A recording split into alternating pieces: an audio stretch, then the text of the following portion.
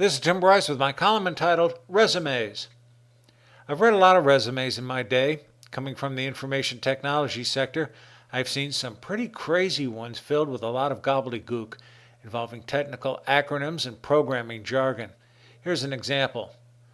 Proficient in the following languages and operating platforms: C, C++, DOS, MVS, CICS, ISPFVS, DB2, OS2, OS400, Unix, AIX, Java, JavaScript, Perl, Basic, HTML, DHTML, XHTML, XML, PHP, PDP, JCL, SQL.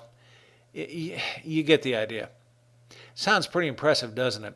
The problem is verifying that the person does in fact know these things. Most of the time I find they might have nothing more than a rudimentary knowledge of the subject, which is why we recommend testing the applicant as opposed to just taking his or her word for it.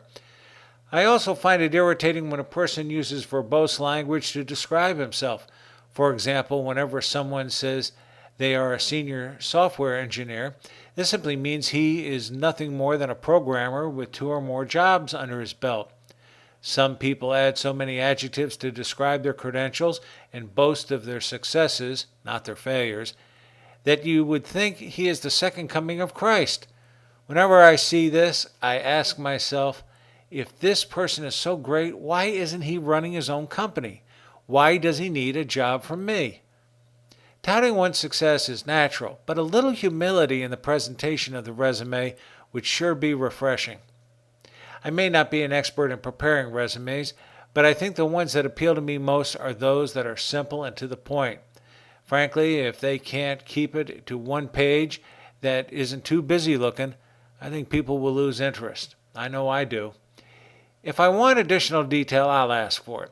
Tell me plain and simple, what are you interested in doing? What's your background, your employment history? And what do you know, your skill set?